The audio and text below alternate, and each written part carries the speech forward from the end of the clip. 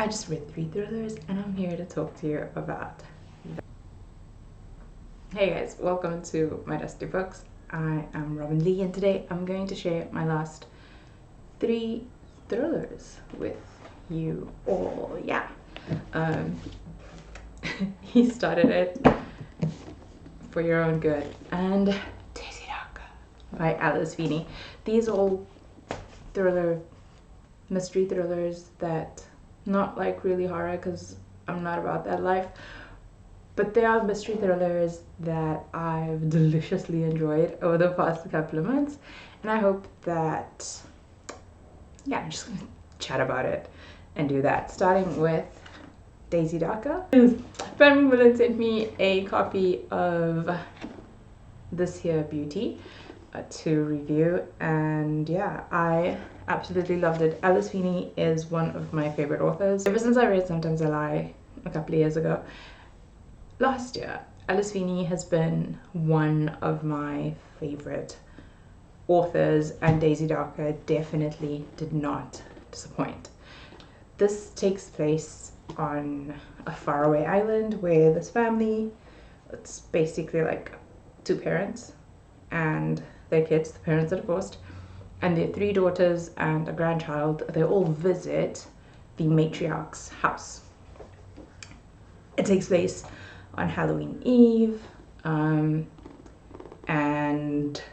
yeah, basically the grandma's like, come over, we're gonna celebrate together one last time because I am going to die. And she kind of does, spoiler alert. And that kind of sets things off. People, they're all trapped in this house because it's on this desert location. There's actually a really cool map of the house in the book. Let me show you. It's called Sea Glass. Look how cute is that. I like books with maps in them. So yeah. So they go to Sea Glass, and which is where the grandmother lived, and the grandmother just like dies, you know, and she's written them out of her will. No, she doesn't write them out of her will. She kind of tells them that she's changed the will, and she tells them what she's leaving everyone, and that she's going to leave Sea Glass to someone very specific, and then she kind of winds up dead. But the really, really cool thing about this book is that the grandmother is a children's book author, and she writes these dark, twisted tales, but like for children. Think Neil Gaiman's like Coraline, that vibes. She writes stuff like that for children. And in the book, there's this poem that kind of pops up about Daisy Darker's family. And Daisy Darker obviously is one of the grandchildren, and everyone is trying to find out why this all happened, why, you know, she died, or the grandmother died, and obviously like trying to figure out if one of them eventually killed them. And it is like, it's a closed room, locked room murder mystery, whodunit that flashes back into the past. So if you're someone who liked One by One, or if you liked The Hunting Party, or what's the other one? There was another one. The Hunting Party, One by One, The Guest List, yes. If you kind of like those things, this is very similar. But what I like about it is that Alice Feeney actually takes some of the tropes that you would expect from a closed room murder mystery, because plotline's the same, everyone comes together, they can't go anywhere, they can't call the cops, they can't do anything until, I don't know, something happens or someone comes. And then I think there's noise outside. They can't do anything until the next morning, and in this instance, like, the tide comes in and they can't leave. Their boat is gone, there's no way to get off this island, so they just have to stay there in a house with a dead body, and, you know, shenanigans ensue. Yeah, so I really enjoyed reading about the characters, how there's this whole theme about Daisy has a heart condition that I can't remember what the condition is, but she has a heart condition, and she's had it like since she was a child, and her heart actually stops beating if she's too stressed out or if certain things happen, and her heart kind of stops beating and she kind of dies. And if she doesn't get to hospital in time, she has to, you know, if she doesn't get to hospital in time, she dies. But if the doctors get to her in time, they resuscitate her, and then she lives. Yay. And she's one of the main characters. So the story talks about how she was kind of ostracized as a kid. She's the youngest of 3 siblings, and her 2 older siblings obviously have a greater bond with them. Well, they have a stronger bond than they do with her, because she's always been, it's the 2 of them and then it's her, which is how it is with, like, you know, with siblings and stuff. And yes, I really enjoyed it. I can't remember if I gave it 4 or 5 stars. I think I gave it 5 stars. I would recommend it definitely to anyone who likes locked room mysteries.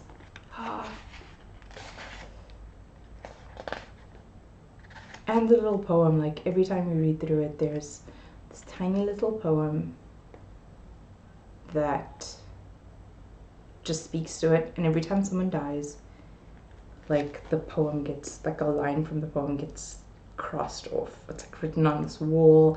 It's very atmospheric, very spooky vibes. There's this creepy little children's poem, and then lines get crossed out, and you're like, what the heck is going on? Vibes. And it's definitely a page turner. So there's that. I can continue going on and gushing about this one, but yeah, there were some cool twists, especially like the big final twist in the end. It's pretty cool, pretty unexpected. Something I would say about Alice Feeney is that she likes writing about like dark children or dark pasts where, I don't know, something's wrong with the children or whatever. Yes, that's about it. Daisy Darker, wherever good books are sold. Next up, For Your Own Good. This is a Samantha Downing book. I read this at the beginning of the year, I think. Sometime earlier this year, I read Samantha Downing's For Your Own Good. I love it. Like, I loved it. I loved it. I loved reading it the first time around.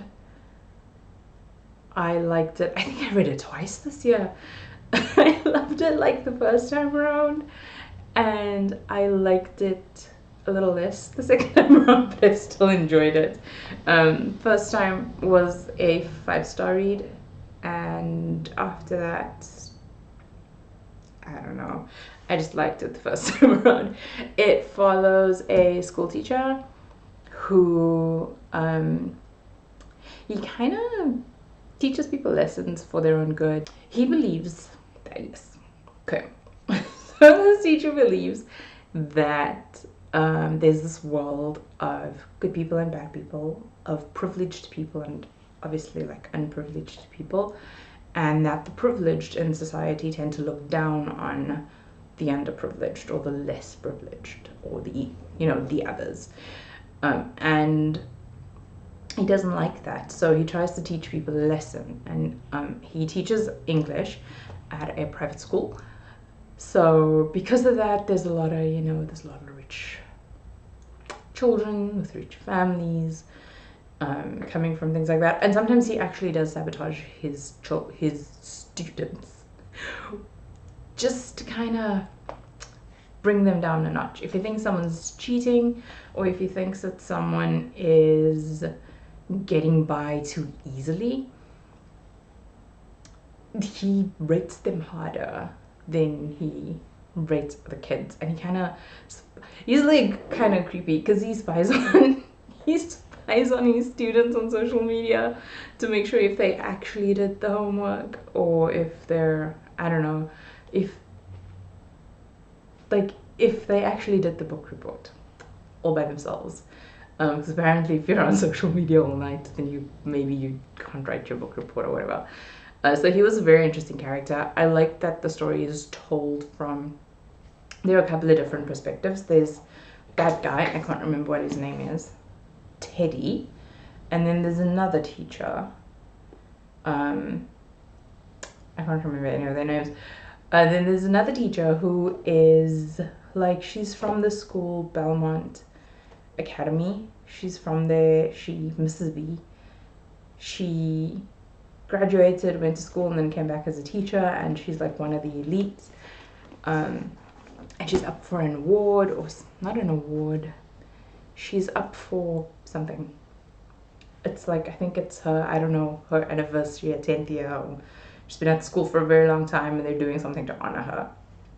And that is something that she's very proud of, and all that jazz. But she was also in conflict with Teddy because of, well, Teddy's just weird, and he's kind of strange. But she's in conflict with him because of one of these students, and that's the other perspective. So you get to read from Teddy's perspective, the student, and then Mrs. B.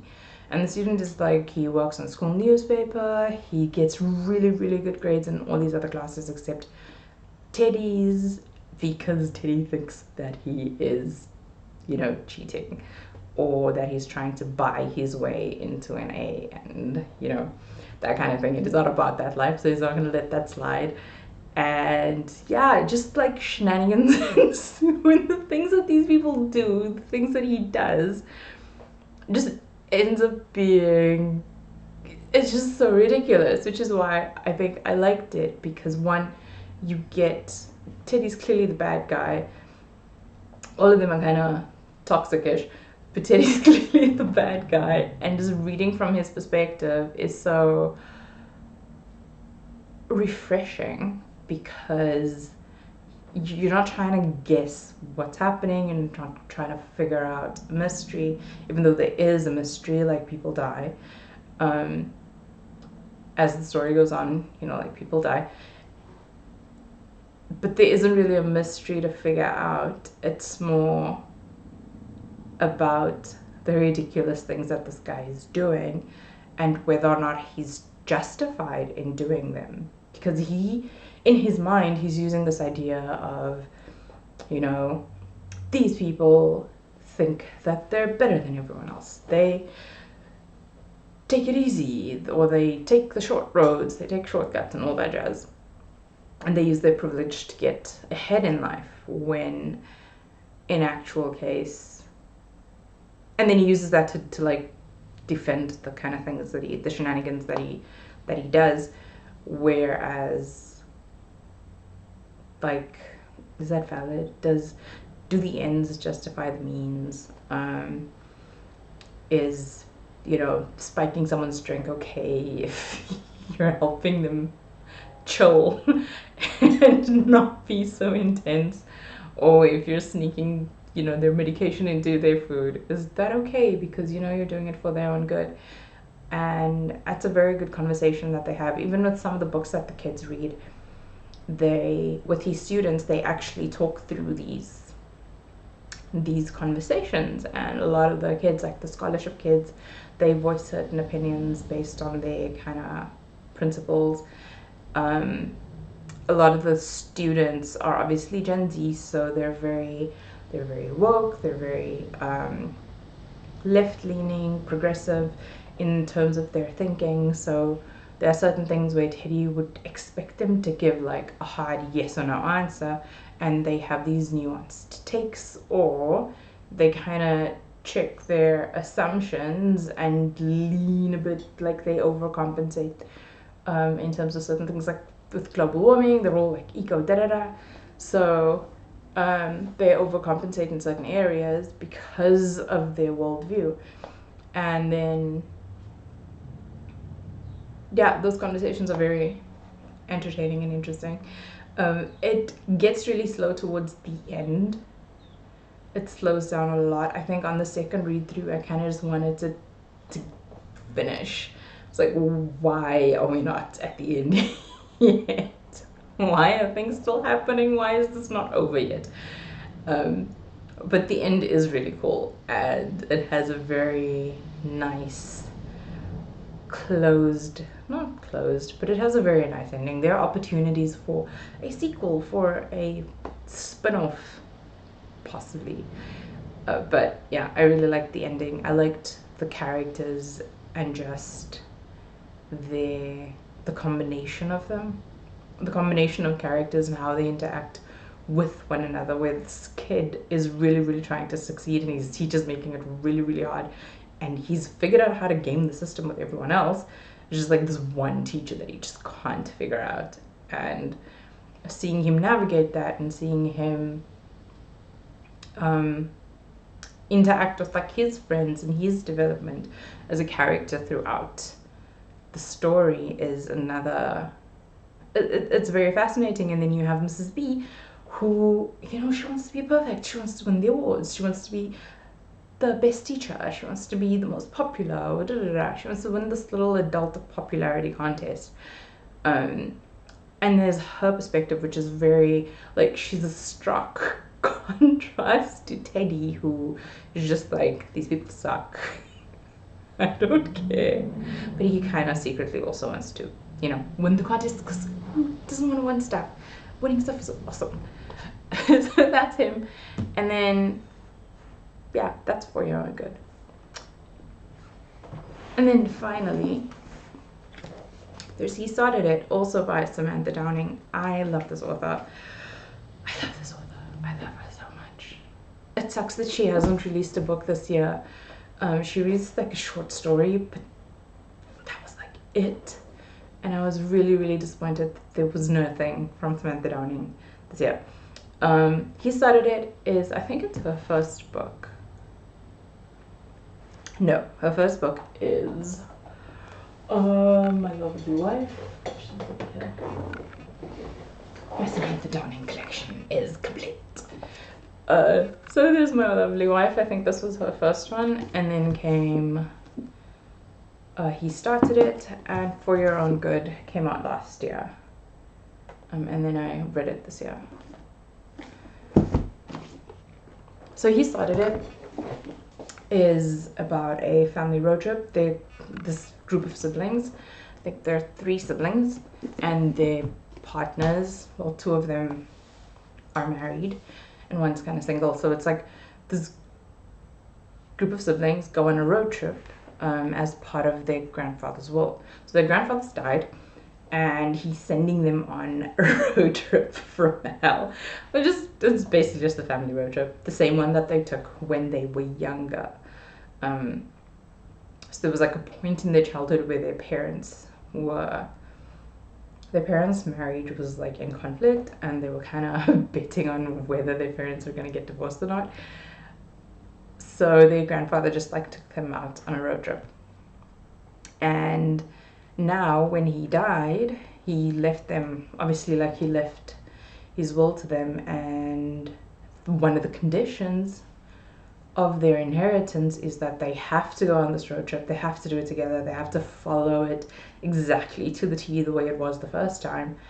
And whoever gets to the end without getting arrested or deviating from the plan gets everything, inherits everything. So if all 3 of them make it to the end, you know, the money gets split. If only 2 of them make it to the end, that happens. If one of them make it to the end, then that happens. I listened to this on a road trip with my family.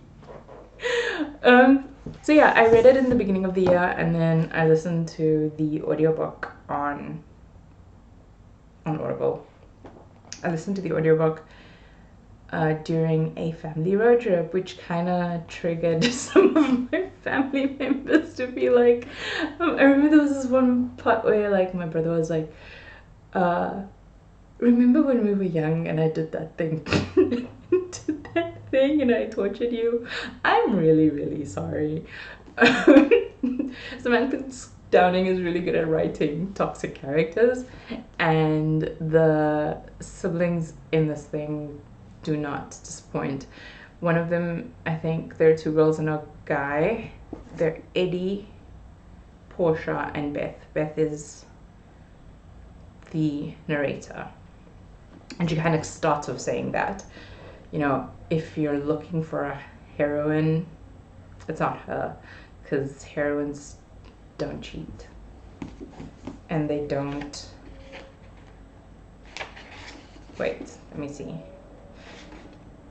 It opens really cool. You want a heroine, someone to root for, to identify with. She can't be perfect though, because that'll just make you feel bad about yourself. A flawed heroine then. Someone who may break the rules to protect her family but doesn't kill anyone unless it's self-defense.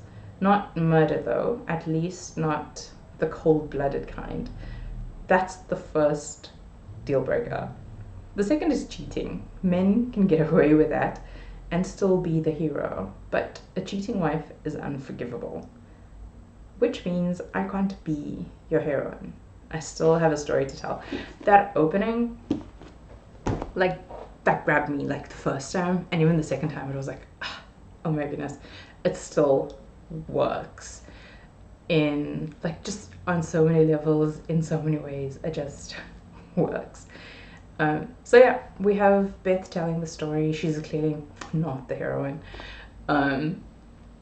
because she's killed someone and she's cheated, and already there's so much intrigue because you're like, oh my goodness, okay, we're gonna hear about this. So the story is told in 2 parts, 1 POV but 2 parts. And yes, so you have the current road trip that's happening, then you have a flashback in kind of journal entries to the previous road trip, the first time they went on this road trip. And you hear that through like all these journal entries that happen, and every time they go to specific parts, and even the places that they went, like they went to the Bonnie and Clyde Museum, and they went to this museum of like barbed wire place thing, and it was like all these kind of weird things, and they went to a lot of different places that had a lot to do with Bonnie and Clyde. So you kind of get the idea that there's something weird about Grandpa, and the siblings themselves they don't have the best relationships with one another. So there's that kind of conflict that happens where you can kind of tell that, you know, someone is gonna snap. There's this building tension throughout the book where it just feels like someone's gonna snap and they're just gonna, you know, kill someone. And then their spouses are also a thing where their spouses have these different dynamics as well, and that adds kind of tension to it, or in some instances they kind of try to diffuse the tension, which is very, very, like, those people are gold in any like family gathering, family situation. Like someone who's able to stay calm and diffuse the situation is like priceless. So yeah, so that happens. It was lovely, it was interesting. I do not like the ending, or I don't like the ending, but other than that, like, it's still a very, very lovely story. The ending doesn't make sense. It doesn't fit. It's like, why are you doing this? You're not getting anything out of doing this. It's definitely a twist. It's full of twists throughout. Some of them will be obvious and some of them are less obvious, but the toxicness of just like the characters and the messed upness of their grandfather is, you know, it's beautifully written, and it's very, very tragic, and you're like, what the heck? And it makes you kind of feel better about your own life. But yeah, it's a very enjoyable read, especially if you're feeling down on yourself and you kind of want to be like, actually no, I'm in a pretty good space. I'm doing a lot better than I thought. Then he started it. Definitely worth the read. So that's it. Those are my 3 thrillers for the year so, well, not the year so far, I've read other things, but those are my 3 thrillers. Let me know if you've read these, if you are interested in picking them up. yeah, and if you made it this far, give me a high 5 or a high 10 in the comments below. I will see you again next time. Bye.